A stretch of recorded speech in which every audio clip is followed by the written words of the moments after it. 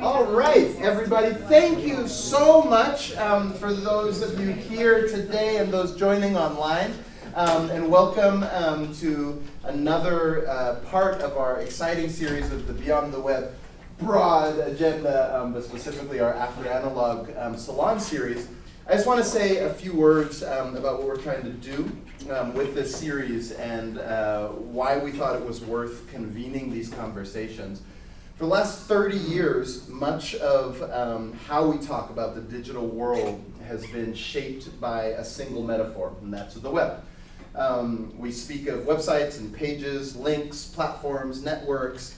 We imagine information as something that lives somewhere online, the ether up there, and so we move through it as if we are navigating a map, but increasingly that metaphor is starting to feel incomplete. And so the question that has sort of driven this series is what happens and how do we start thinking about our lives and how do we start thinking about digital life post all of that? And so that's sort of the starting point. And we could have no person better to speak on this than our guest today. Now, I don't get the pleasure of introducing him. Doc is going to do that. But this is just such an exciting time. We're so happy that you're here, Eli. Thank you for taking the time to come out all the way to Indiana to join us. But we're very much looking forward to it. To the students in the room, please actually join in. This is a conversation. Hopefully will be inspiring, provocative, angering, I don't know, whatever. It could be all of the above, but actually I hope, not angering maybe, all of the above. So actually join in, ask questions. For those of you online, if you have questions, you can raise your hand. We'll be monitoring the chat as well, and there'll be opportunities to participate. So with that, please join me in welcoming our co-convener, the incredible Doc Searles. Clap your hands.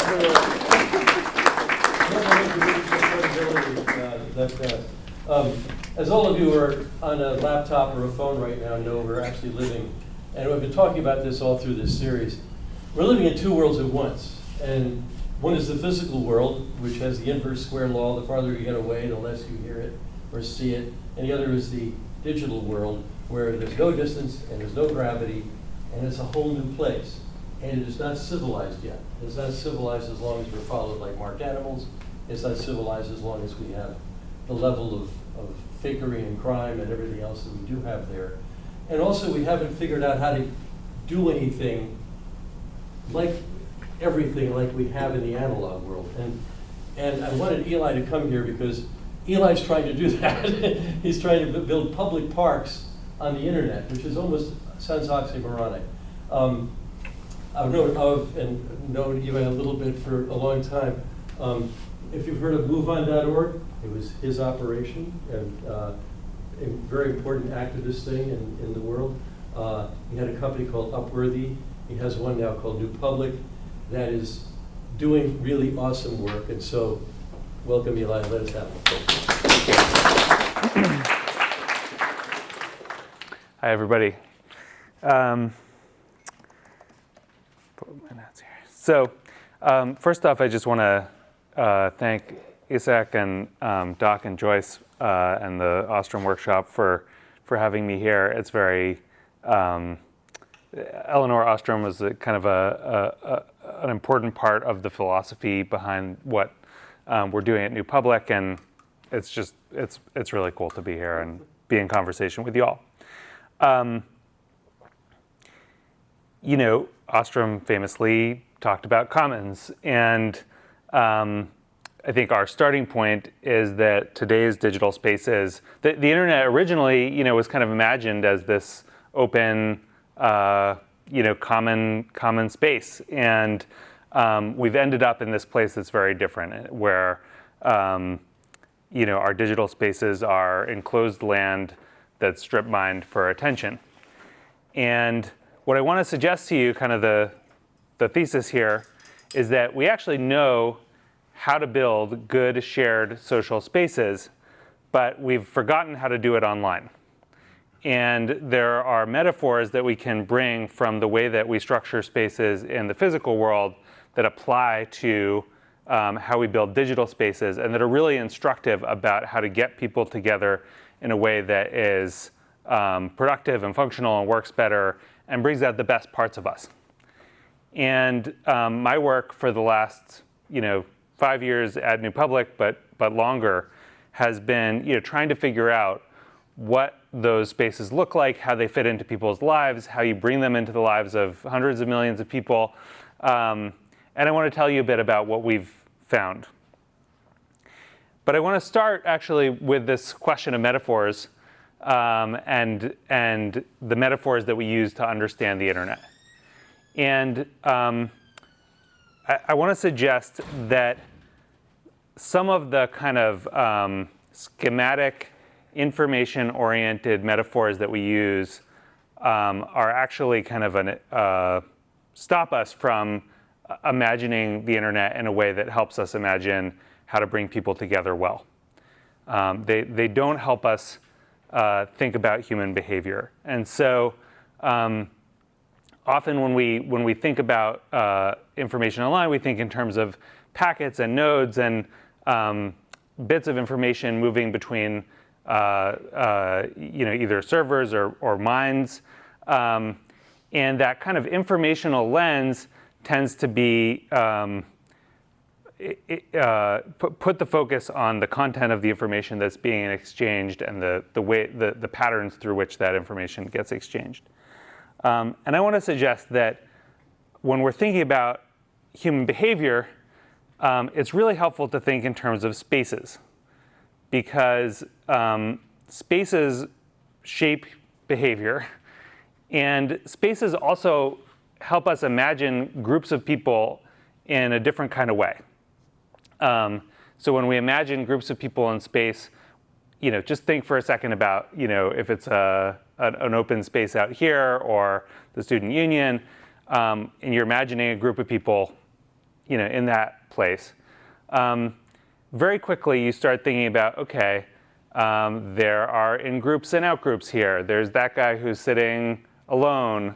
There's all this nonverbal communication that's happening. There's people who see him, are laughing together, and people who see him withdrawn. And you start to look at it not just as a place of information exchange, but as human beings kind of relating to each other or not relating to each other in a certain kind of way. And I think that's really important because what we know from social psychology is that spaces actually really profoundly shape what people do. And they do that in kind of two ways. They shape the particular parts of ourselves that the spaces call forward, and they shape our sense of who's the we here. What is this we that I'm part of? One of the most famous studies in social psychology is this famous study where a social psychologist had people doing a task that required them to cross a quad. And along the way was a guy who was asking for help. And some of the students were told to move, they were late, they had to go quickly, and other students were allowed to take their time. And before that, they were kind of submitted to this battery of tests about basically how generous or how willing to help others they were. So the big finding from the study was that the students who were very generous, but who were in this rush condition, were less generous than the stingy students who had a lot of time. And the takeaway here is that the situation that you think that you're in has more of an impact a lot of the time on the behavior that you do than your character. And that's not the way that we like to think about humans, because we all like to think of ourselves as like having these traits that are the most important thing about what we do. But actually, the situation that we perceive ourselves to be in is often more determinative of what we do than kind of our particular character. And so spaces are one of the ways that that we shape what situation we understand ourselves to be in. We're here in this room. I'm here at the front. Y'all are sitting there. this is a particular kind of situation that says some things about my status, your status, how we're communicating to each other. There's a whole bunch of things that that are, a whole bunch of behaviors that immediately become unlikely in this. Nobody's going to stand up and dance, probably, because this is the situation that we're in. And when you dig deeper into this way that spaces structure behaviors, it's really fascinating because sometimes you can actually create some of the behaviors that we see online just through the structure of a space. And so one example of this is a study that looked at what happens when you just put a microphone in the front of the room. You have that's how you get to ask a question, and people line up to ask questions. So this creates what's called a polarization cascade, which isn't necessarily what anyone's intending when they put a microphone in front of the room, but here's how it works. So it's a little bit stressful, scary to stand up and be the first one to the microphone. So usually you need either to have a lot of passion about something, or feel really strongly about something to come up to the microphone. So the first person who speaks is often someone who has a strong point of view. We all want to be part of the in-group. And so when the first person speaks, what that does for the whole room is start to set an expectation of like, okay, maybe this is what everybody here believes, because they're the only piece of data that you have, right? And so that creates a disincentive if you mildly disagree from speaking next, because you don't want to be on the wrong side of the public opinion. So the person who speaks next is often the person who either agrees or waving your hands. Or strongly disagrees, right? And so often you'll get the strong disagreement. So then what people are thinking as they look at the room is like, okay, there's two strongly disagreeing groups of people, and I've got to choose which tribe I'm part of. And so you quickly create this situation where actually, even though most of the people in the room may be kind of in the middle, the perception that people have is that there are these two warring tribes, and then the behavior follows the perception. And this is actually, I think, a lot of what happens in online conversations, where the first people who speak kind of prime the conversation toward conflict in a way that ends up being not representative of where the group is as a whole. So I guess my point with all of this is that the way that we structure and design spaces is a form of power that determines how people behave, who speaks, and kind of what we imagine the we that we're part of is.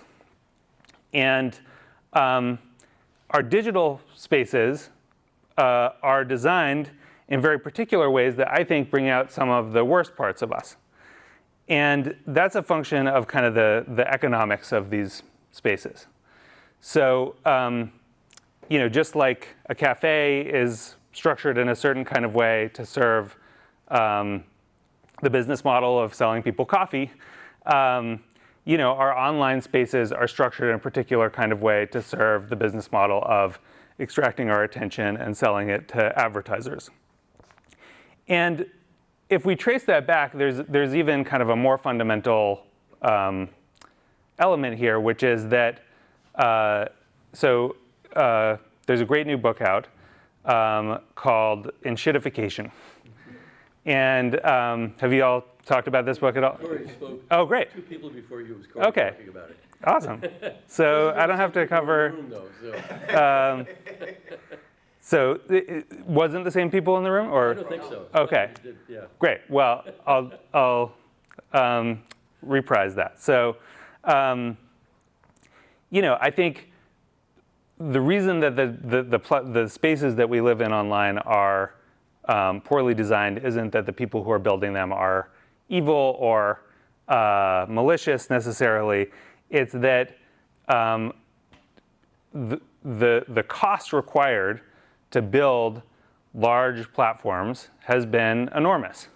And when you need to raise $100 million to hire a bunch of engineers to build something of that scale, you need to promise your investors that you're going to make them $10 billion. And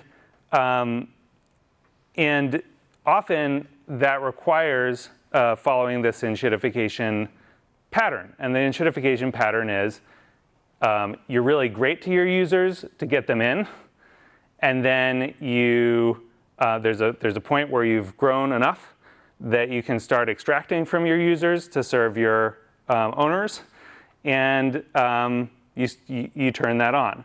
I think Uber's one great example of how this happened, where when Uber first rolled out, it was very cheap. It was a service that was working in a different way, and it worked that way for a while. And then as Uber started to have to turn a profit and meet the demands of a public market, prices went way up. It started to be a very different kind of service, both for the drivers and for the users. And so, but all of that is downstream of the fact that software has been staggeringly expensive to make. And we'll come back to that because that's changing. Another kind of case study in what this looks like that brings me to the kind of spaces that I'm working on online is Nextdoor. And Nextdoor is an application that helps neighbors connect with each other in a local place. And in 2016, Nextdoor was in 100,000 places. And it was helping people find their lost cats and figure out what's going on with the pothole over there, and all these like useful neighborly things. So people were feeling pretty good about it, and actually, it's sort of this amazing chart because you have the sentiment of people on the platform doing good, and then all of a sudden there's this steep drop and it never uncovers. And what happened during the steep drop was that Nextdoor had to IPO, and when it had to IPO, they had to show these amazing growth curves. And to show these amazing growth curves, they cranked the engagement knobs all the way to 11. And what that meant was finding the most engaging content anywhere on the platform, even if it was not that close to you, even if it was not that constructive, which turned out to be neighbors like fighting with each other. But fighting with each other, not even in your neighborhood, like 2 neighborhoods over, but it drew eyeballs. And so, here's a case where in the short term, this looks like, the metrics going up. In the medium term, what people experience is, oh, everybody here is like crazy or racist, or, this is not a nice place to be, and you have long-term decay. But we've been through this pattern over and over again, and it's sort of, to my mind, part of why we can't have, nice things online is that you have this enormous cost, you have to recoup it, and the way to do that is to kind of extract from users. So now we're at this really interesting moment. And the moment, I think, is like one of the most pivotal moments in the history of the internet, for sure, which is that those physics of how you built large things and built software online are starting to change. And I'm not like a pure, pro AI person. I see a lot of big challenges ahead. I'm not here to tell you that it's like all great. But I am here to tell you that some of the kinds of spaces that weren't kind of economically viable in the old paradigm are starting to be viable in this paradigm, because it's possible now to build software much more cheaply than it was, even a year ago, 2 years ago, 5 years ago. And one of our founding engineers at New Public, where I work, is this guy named Blaine Cook. He was one of the, he was, I think, literally the first engineer, one of the first engineers at Twitter. And he's been playing with this stuff and basically, stuff that would have taken him as a very senior engineer 3 or 4 months is now taking like a weekend.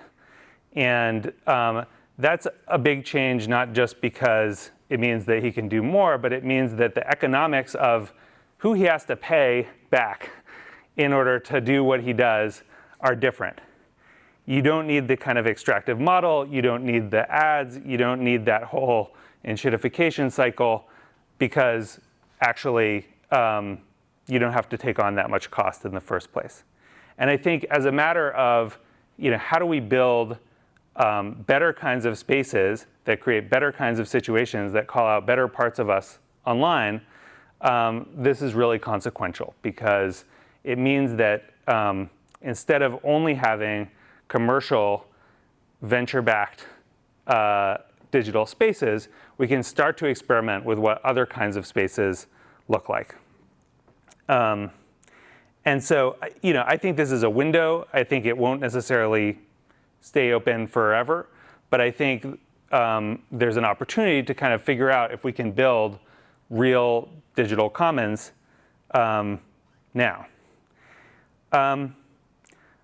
I want to talk for a second about this kind of like parks of the internet concept, because I think if commercial spaces call out certain parts of us, and that's fine, that's great. Going to the mall is great, and buying things, that's an important part of human life.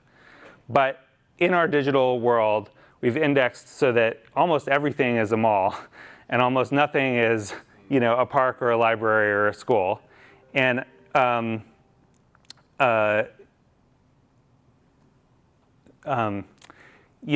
think that there are special, when you look at what holds societies together, there are properties of public spaces that commercial spaces just will never meet. So public spaces do something structurally that markets don't and can't, which is kind of address all the people in a place and address us as a collective. A bookstore, serves the book buyer in you, but a library serves lots of different parts of us and lots of different people in a community. And so the difference isn't just kind of the economics, it's like what kinds of people are welcome and what parts of us are welcome in these places. And I think public spaces are where we practice like being a public, being a group of people who is not all the same, but who can be together. I think there's a lot of research in sociology that part of what parks do is just make us feel okay about being sort of like nearby someone else who's a bit different from us, but it's okay. And that's like a very small thing, but it's actually a very big thing in a society with lots of different kinds of people to build that muscle of we can all co-occupy space together. So at New Public, we've been trying to figure out like how do we do this in practice in a way that meets people's needs in the real world. And we started by identifying some kind of patterns of what makes digital spaces work. And so we looked at tons of Facebook groups, we looked at tons of email groups, we looked at WhatsApps and a whole wide array of places online. And we asked ourselves kind of where do people feel like this is working well? Where do they feel like it's working poorly? And what are the qualities that people associate with the like well-organized, well-working spaces? One thing that we found is that it's really, really hard to do million, billion person spaces in a way that people feel great about. And I think that I've always felt like there was something about the metaphor of a digital town square when it's applied to something like Twitter that's just fundamentally off. Because a town square is situated in a town. It's like in a particular place that is not for everyone in the world ever, but for a particular group of people. And when you start to try to create commonality across millions or billions of people, there's a natural kind of it's really hard to have one algorithm that works for 3 billion people across hundreds of different cultures and communities. So one quality, and I know Nathan Schneider's been part of this conversation at different times too, but one quality is just scale. And it's easier to build kind of governable and inclusive spaces at a smaller scale than at a really large scale. So I think one question that we have to ask ourselves is, when do we need, sort of worldwide spaces, and when are actually we looking for spaces that are kind of more smaller spaces at different scales? A second finding was that actually having some norms about what is okay and not okay in the space is really important. And when we use this kind of physical metaphor, we can see why that matters. One of the things that happens when you walk into a library, or you walk into a classroom, or you walk into a bar is immediately what kinds of behaviors are welcome and not welcome there. And the spaces online that work well tend to be spaces where people kind of have some sense of that same kind of like, these are the behaviors that are okay there. Interestingly, a lot of people react to that and imagine that people will be put off if they're told like these are the kind of behaviors that people want here. And a guy named Nathan Matthias did a great study on Reddit, in the science Reddit, looking at what happens when you do that or don't do that. What happens when you post the norms or don't post the norms? It turns out when you post the norms, you actually get more people participating because, back to the polarization cascade, one of the things that stops people from participating online is they're like, I don't know what's okay here, I'm just gonna be quiet. And what we know about digital spaces is that actually the vast majority of people don't say anything. And the reason they don't say anything is because they self-censor. And so when you make it clearer to people what is welcome in a particular space, then that's actually an invitation to participate, not a disinvitation, which is how people tend to imagine it. Another quite important quality of what makes these spaces work is what we call stewards, which are kind of the person or people who are not just moderating the space, but kind of managing it. And when there's a space with a steward that people kind of know who it is, behavior tends to be much better. There's less fighting, there's less spam, there's less abuse than when nobody knows who that person is. And that kind of makes sense too, right? Like if you imagine a physical space where you know that like that guy right there is gonna talk to you if you write something on the wall, then you're less likely to do that than if it feels like this isn't anybody's, nobody really cares about it. I'm gonna just see what's possible. And so I think that quality of stewardship turns out to be really important. And I think what we've been working at, so we kind of took those insights and we said, what would it look like to do something like Nextdoor, but built economically with the right economic incentives and built around these notions of stewardship and smaller groups and norms. And we built something called Roundabout. And I'll just show you quickly like a screenshot. We can talk more about it. But here, let's look at Roundabout. Okay, so here's Roundabout. And Roundabout is basically kind of a cross between a Facebook group and a local newspaper for a particular locality. But it's all built for and by a steward, a person in a place who wants to kind of bring people together to share information about being neighbors. And the stewards are local people. They are compensated. So we have an economic model where instead of being kind of an unpaid laborer mining the attention mines for Facebook, you get to actually participate in building a successful space and be compensated for that. And they greet people, they set the tone, they set the norms, they connect people. They're really kind of active cheerleaders, not just moderators. I think we've also thought about, sort of how do we build a space that instead of focusing people on the most fractious, most engaging fights, actually gets people thinking about what are the good things that are happening here. And so one of the things that we noticed in our user research was that in a Facebook group or in Nextdoor, you have a lot of different kinds of information kind of thrown in without a lot of structuring. And one of the things that you hear a lot from people is that that's not that useful. They're not looking for 500 posts that they have to wade through. They're looking for a particular kind of information. So one of the things that we've been doing is kind of like creating these channels that allow people to find the information that they want quickly.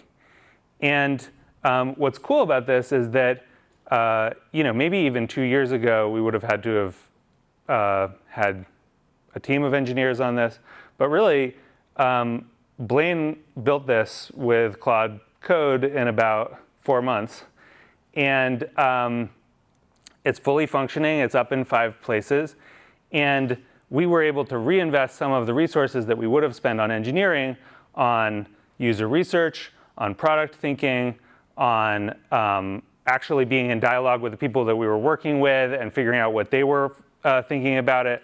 And so we were able to kind of build it in this different way that was much more focused on what people's actual needs were in the community versus just kind of building the code and architecture for it. So we're now live in 5 places, and it's exciting. We're starting to see people come in and use it and interact and do things together. And what's been most exciting is we already have a wait list of like hundreds of other places that are excited to kind of bring this to where they are. And so, the point here isn't about roundabout per se, but the point is that this is a category that I think can grow right now, which is things that may not be, $1 billion Silicon Valley success, but can be sustainable and can help support communities to connect with each other and can help kind of make the kinds of spaces that are missing from our current digital landscape. I think the conditions are reemerging for the first time in a long time to kind of govern digital spaces in a different kind of way. And the question is whether we act while this window is open. And I think this is, there's been this long pendulum in the history of kind of how spaces are made, where things get very kind of privatized and commercialized, and then the pendulum swings back toward building public institutions and building new kinds of public things. And during the Industrial Revolution, when there was a lot of smog and there was a lot of pollution, things went very far in this direction of kind of industrialization, and then swung toward building parks, which were a kind of radical idea at the time that people needed fresh air and that was something that everybody deserved.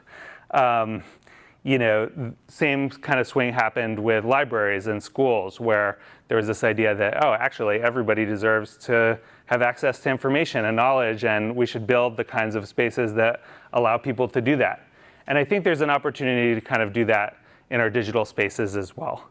I think bringing it back to, and I'll just say, I think especially with all the changes that are coming from the advent of generative AI, the tectonic plates are shifting, some of the existing power structures are crumbling, and we're just at the real beginning of a new era, and there's a lot of opportunity to imagine things in a different way. So I often run into people who are kind of fatalistic about the current landscape and feel like it's all locked up in the hands of a few conglomerates. And I would say, we're just really at the beginning of this thing, and what is built will be a function of what people imagine and want and start to demonstrate. And so it's a moment where there's a lot of opportunity to kind of think about how things can be different and to start to demonstrate what that looks like. And so, Sorry, so we have a quick question online about roundabouts. Yeah. they're asking where is Roundabout currently actively live? Yeah. And is it a phone-first app, or is it completely online? Apple Store has multiple responses. Yeah. It's in 5 communities in Pennsylvania, Virginia, North Carolina, Tennessee, and Wisconsin. We've picked places that are where we have a strong steward, where we have a community information partner, like a newspaper or something like that, and where there's some heterogeneity, so places that aren't just all blue or all red, but where we can kind of test the hypothesis that we actually can bring people together across some lines of difference. We're still, very much figuring out all the pieces of how to make it work, but it's been really encouraging to see people start to come together and build something together for their community. To the question about the App Store, it's a web app. So one of the nice things about building without having to satisfy VCs is that we can make things easily available to people, and we don't have to be constantly sending people emails that, there's something very interesting going on in the app. You should really go over there and check it out. We can actually just share with them what the information is. We want people to be engaging with it wherever they are. But actually, yeah, I would love to open this up to more of a conversation. I think if there's one idea that I leave you with, it's that there is an opportunity to think differently about how we structure digital spaces. And this is a particularly interesting moment to do that. And I hope that other people join in that effort. I think this is like a project that will take lots of ingenuity and lots of new thinking and an opportunity to build something beautiful again. Thank you. I might kick us off with a question. Yeah. So I've been thinking through from the initial framing through the example of sort of like a chicken and egg problem, because we think of ourselves differently online as well. Yeah. And so how do you set the rules of engagement in such a way where people in the first place go, oh, actually I could create things and I could, so do you build the space first? But I'm not thinking that way to begin with, so I'm not looking for that type of space, because that's, I'm in a mall and I'm locked in that mall for most cases, right? Like, and then there's like, it's like a Friday Nights at Freddy's was like what my experience is on the internet right now. It's true. And how do you get me in a new space in the first place so that I look for this? Yeah. I mean, I often think of, this is kind of a weird metaphor, but churches, because, you don't have to spend that much time there in order to experience a different part of it, any kind of house of worship, but a place that's built around that idea. You can spend a little bit of time and you can be like, oh, like I am capable of awe, or I am capable of, feeling like I'm part of something bigger, and that hopefully, kind of carries with you through other times. So I do think there's a way in which just the structure of the space can help prime or help remind us of those pieces of ourselves. But then I get people to the space to begin with. Yeah, well, that's always a question. And I think that piece, when we think about sort of this spaces problem, it's one part kind of like the aspiration, and it's one part really meeting needs that aren't met anywhere else. And so, libraries aren't great, in my humble opinion, because they're like first and foremost, they're not like, it's not about building civic culture in America or whatever. It's about like, it's a place to study with Wi-Fi. It's, a place where you can get a meeting room. It's a place where people who might need help filling out forms can get help from a librarian. And there are these very like tangible needs that a bookstore isn't interested in meeting.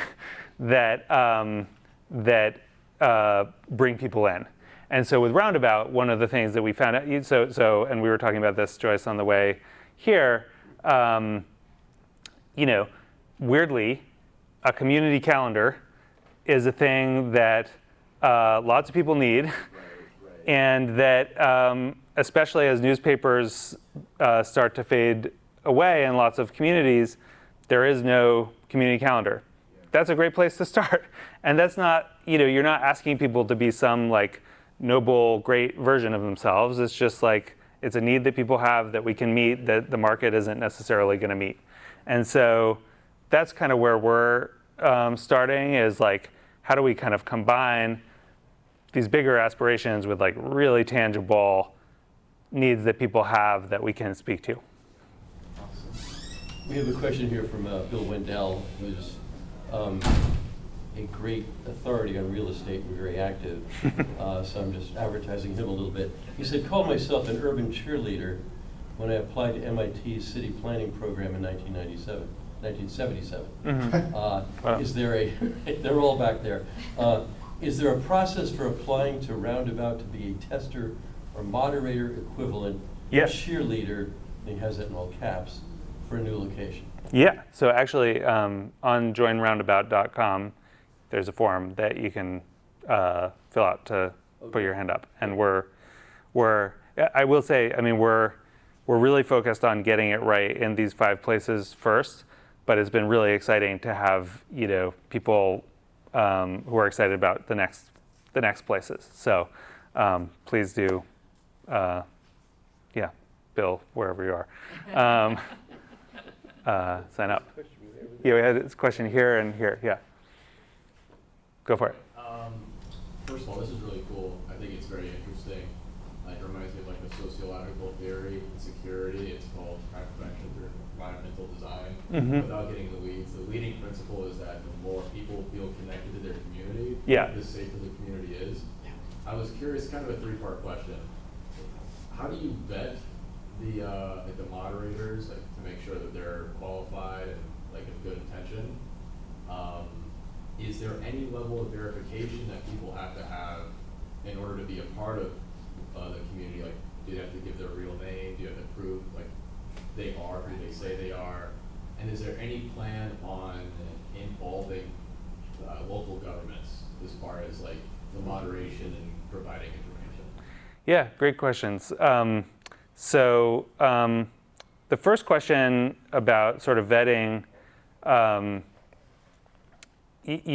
with our first 5, we've gone pretty deep in terms of, because we want to kind of start out with things stacked in our favor, and then we'll get into the edge cases. And so we have some amazing stewards. One that I especially love is like a volunteer firefighter and field hockey referee, which I think is like, if you needed to imagine someone who is going to like really do a good job getting a group of people to behave, like, but I think we're part of. We find that people have kind of like a lot of good intuitions about how to do this, and then actually just need help figuring out the like tactics of it. And so one of the things we're thinking about is like, how do we make that easier for people? Then there's a code of conduct that we're using to kind of make sure that someone's not building it to scam people or whatever it is. And the model, which we'll see how this works, is not a like, let's have lots of roundabouts in a given place and may the best win. It's like there's going to be one sort of franchise, if you will, and so that like creates different dynamics with how we're finding and selecting people. On the question, we definitely are thinking about sort of verification that people are in a particular place, and that's a really important piece because the pressure of kind of scraping and bots and all that stuff is only going to increase as we go. And we've even thought about some like mechanics that allow people to vouch for each other, or different ways that you can kind of like use the social network of a place to help identify where people are. And then to the last question, which was about local governments. Yeah. So actually, in one of our test locations, one of the active posters is the chief of police, and the mayor comes in from time to time, and it's a really nice. It's actually like feels like this very lateral thing where the government is very accessible to people and on the same plane, and that's part of what we want to kind of be. That's part of the vibe that we want to be creating. So we don't want to. We've deliberately not set it up where local governments are a client or a source of funds, because that creates a whole bunch of interesting power problems and also First Amendment problems. But we want them to be there along with lots of other people. Right here, yeah. Yeah, my question is actually pretty similar. Like, I was also curious about what the process for selecting like stewards was, and kind of like also just like generally kind of what the exact like role of the stewards are, like what their kind of like tests, like how much kind of power do they have in like moderating a community, or if like people in community could like, I don't know, like once if they wanted to like change a moderator or something, like or like Yeah. like what's yeah, like is there like things like that. Also, like another question I kind of had was like what kind of like the scale of the community, is it usually like a town, or could there be one for like Indiana University and then one for like Bloomington as a whole, or then like one for Indiana, or it would just be like mostly kind of like towns or cities? Yeah, no, we're definitely, so to that second piece, I think there's a possibility that some of it's kind of federated in that way, where you have like smaller and larger structures that speak to each other. So the metropolitan area or whatever, and then the neighborhood. We're going to start simple, but definitely thinking about that down the road if we can get that right. And then, I think this question of, what power does the steward have? What power does the community have? Those are really interesting, exciting questions that we're getting into. One of the things that we've really kind of as a principle, one of the interesting things about the way that moderation typically works in digital spaces is that it's basically like if you imagine only having a very aggressive police force as your way of dealing with any kind of infraction or misbehavior. And so either nothing happens, or someone literally gets like hauled out of the room forever, or there are very few shades of gray. And I remember talking to a researcher at Facebook who was noticing that this was how they were doing moderation and the downstream negative consequences about it, because when people get banned or they get censored, they have a very strong kind of shame and anger reaction, and they often then make it their mission to disrupt the space or make their mission to come back. And you turn people who are actually kind of like, so basically like in the studies of sort of bad behavior, it's a very small portion of people who are like actively malicious. And I know I'm speaking to like a cybersecurity group of people, so there's a lot of focus on the actively malicious, but in conversations, it's a very small part that are like true trolls. A lot of people are kind of in this like, either because I'm not paying good attention, or I'm not well regulated generally, or whatever, they're inadvertently breaking norms. And then how the reaction to how they're breaking the rules or norms are happens shapes a lot of the downstream behavior. So actually, one of the things that we've been playing with in Roundabout that's been working really well, kind of surprisingly well, is that, so we show people norms when they enter, and then if you post, before you write your post in, you go like post, and we have an LLM that looks quickly at the norms and the thing and says like, are we running afoul of any of these? And if it does, you get a little window that pops up that says, it says you can post. We're not telling you you can't, we're not censoring you, but this post might be perceived to fall afoul of this rule that we have, not to call names or whatever. And consider, and you have the opportunity to rephrase it. A vast majority of people actually just like mess with it. And that's actually kind of awesome because that's a private interaction. It's not embarrassing. You're not getting called out in front of a group of people or slapped on the wrist even. And you're also actually learning what that norm is. And so that doesn't work in 100% of cases, but it really takes the behavior down. And one of the interesting things about these spaces is that people learn from each other's behaviors. So when you see people acting really kindly toward each other, it feels harder to then be the one that's coming in with a bunch of like curse words than when you're already seeing a lot of that. Yeah. Great.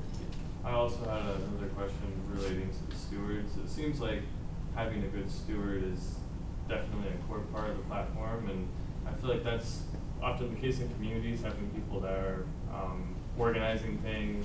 They are often the linchpin. One thing that I found interesting is you mentioned that stewards are rewarded like monetarily. How might that work? And if that is based on engagement, are there ads on Roundabout? Yeah. Yeah, could you share a little bit about that? Great question. Yeah. So we're definitely not. It's not about sort of like, I think if we were like, the more eyeballs you get, the more money you get, we'd be back into some of the same problematic dynamics that we're trying to escape. But so we're basically, thinking about this kind of through the lens of like, if you think about local public radio, a lot of the funds come from people just contributing because they like having this service in their place. And that's kind of the model for how we're going to support it. And back when I was doing Move On, we were able to raise like hundreds of millions of dollars from people in that kind of model. People just appreciated that we were doing a thing and wanted to be part of it and gave. These days, Wikipedia supports itself that way. The Guardian news site supports itself that way. I think there's a lot of opportunity to build this thing where it's sort of the check is, do people appreciate having this service or not? I think that's the primary kind of model, and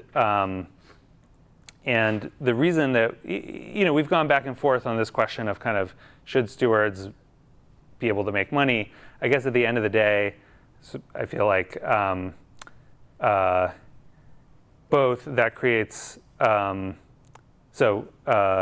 don't think anyone goes like, those newspaper journalists, they're just there for the quick buck or whatever. It's possible to say this is a job that's worth compensating without kind of creating some huge extractive loop. And I actually think it's a lot of work. And so making sure that people have the time and ability in their lives to do that work, and making sure that you also don't want a situation where the only people who can kind of afford to steward are people who are already wealthy or already set up economically in some other way that's going to have a whole bunch of biases behind it. So that's the model that we're playing with. Cool. Who's going to ask the same? Yeah. This is fantastic.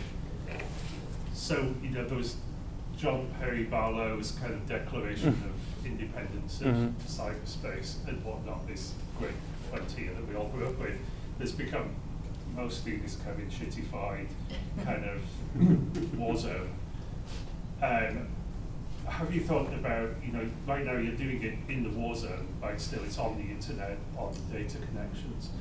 Have you thought about having an option where it's outside the war zone, like using mesh networks, peer-to-peer kind of things, both in terms of like resilience, you don't have to be relying on net neutral kind of internet or whatever, but also having some kind of boundary within certifications. So, we don't get people reposting stuff that was on Twitter on your platform because it's super easy, you just cut and paste, but there's actually some separation there. Yeah, it's a great question. We haven't, right now, like we're very much in, can we get people in the door in a way that's like aligned with the values that we have and be useful to people in a very tangible way. I think there are lots of things, so one thing I didn't even mention is this is all being built on the architecture of a decentralized protocol called the AT protocol. Blue Sky is based on that. We have lots of ideas about how those things can integrate further in the future. And so there's lots of ways that we can imagine kind of architecturally building this out to instantiate its values in different parts of the stack. But we want to really start with, but wait, is it useful to people and do they want it in their lives? Partly because my experience is lots of like good idea products fail to meet that test ever, and they've got lots of awesome technical things behind them, but they like didn't get across that line. And so I'll put that on our like after. Like the 2028 list. Yeah, exactly. I have a question quickly. Yeah. I'm wondering how norms are learned and changed. You started with some. How does what's happening in North Carolina or Pennsylvania or Wisconsin inform each other or inform you? I mean, what's the learning process here? Yeah, no, I mean, we've been, one of our amazing team members is this guy, Hayes Witt, who spends a lot of time talking to the stewards and working with them, figuring out what the like pain points are. The stewards talk to each other. And so there's a lot of like learning that's happening there. And absolutely there's going to be like, I think that's part of the vision is like that there's ways in which the stewards are cross-connected. I think we also really want to create space for different places to have different kind of local norms. And I feel like that's one of the things, Ostrom talked about subsidiarity, like how do we create that kind of structure here where it's not, I feel like one of the most exciting things about the near future of the internet to me is that we're moving out of this period of kind of centralized monoculture and into something potentially different. And we want to be part of that story, which is to say, how do we help localities be as placey as possible and as specific to their culture as possible rather than building just a singular scaled platform.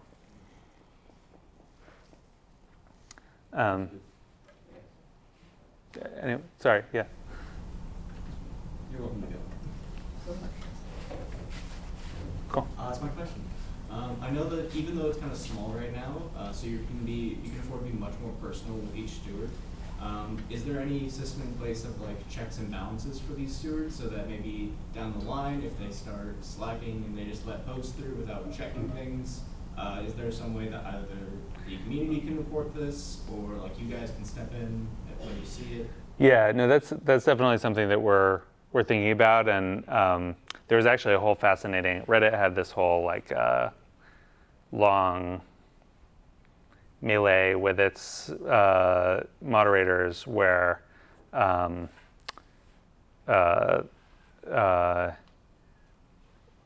CEO accused the moderators of being landed gentry. The moderators were like, "What are you talking about? We like we're doing all this labor for you for free." It's really like not a great.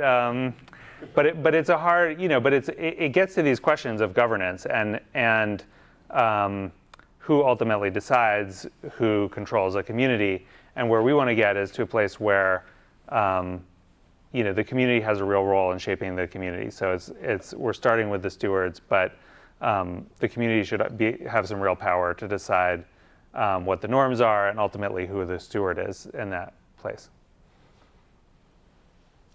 Yeah. I was curious how big the team is at Roundabout, and if you know on the top of your head how many users currently use it across the 5 communities. So we're still pretty small. I mean, we're in the hundreds in each place, just getting it all up and running. But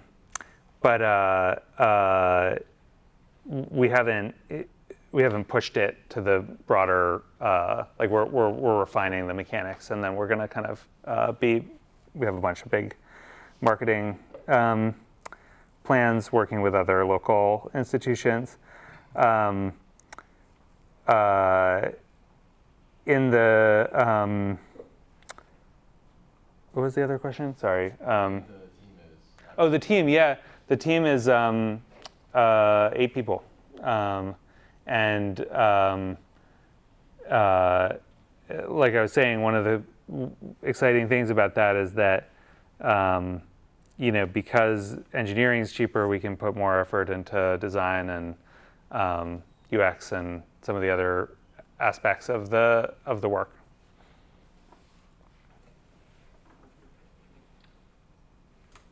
Yeah. Oh, sorry. Online question? No, I was looking at you. So slightly different tack. I'm interested in the going through the Ostromian view of commons and capture and how we overcome all of that. It's interesting this idea that we're going to essentially say that the information about this place, things that are happening here, businesses, just things that are interesting here, is really owned by this place. So there's sort of like some type of a capture happening in some sense, because in the other sense we'd say, it's available to everyone. Like things that happen here, they happen in the public, and you can see them from Djibouti, right? Right. And so what we're saying now, well, no, the things that happen here should be accessed in a different way by people who are physically in the space, even though they're interacting with them digitally. Yeah. Do you see any tension there? Is it, and what if I want to be really engaged in some community, like Santa Barbara, for example, so that the next time I visit Doc and Joyce, I have things to talk about. Am I restrained from that because I don't live in Santa Barbara? I mean, it's an interesting question. I think I do think boundaries create governability is a kind of core concept, and so when it's possible for anyone to be there. I mean, number one, just from a kind of safety and security, there's a difference of stake when you live somewhere than when you don't.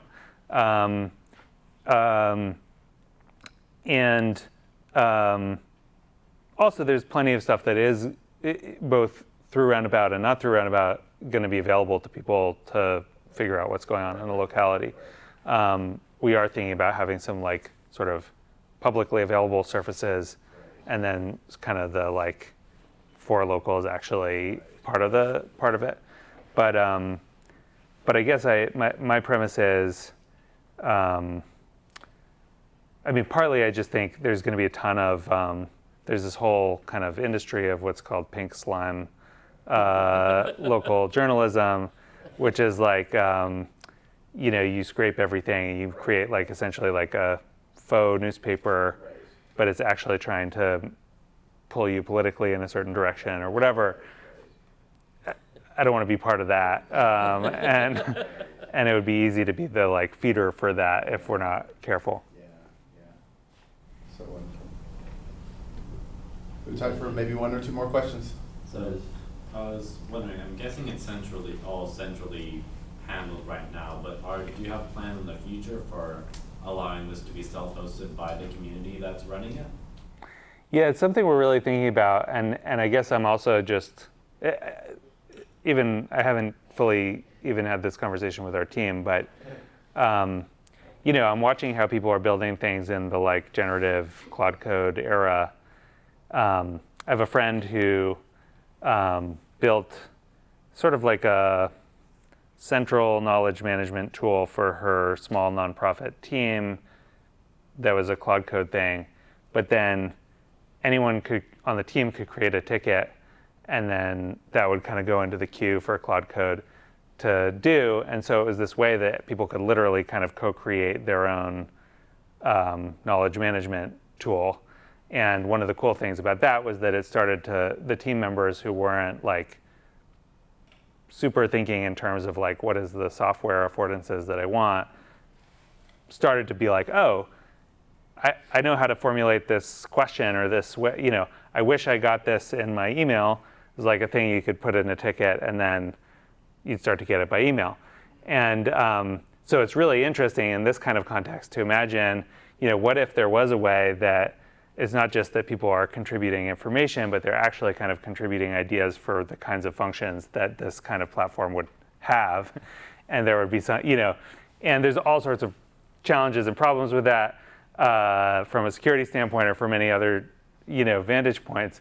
But I think it's like, I do think we're going to be moving into an era where that kind of like plasticity to how spaces work is going to increase. And the idea that, you know, your group chat becomes its own kind of micro platform that is specific to the people and needs of that group chat, that feels like where we're headed. And so we're kind of thinking about, what does that mean for something like Roundabout? And we don't have answers, but I think it's like a really interesting set of questions about digital spaces generally. Last chance. See that? Thank you.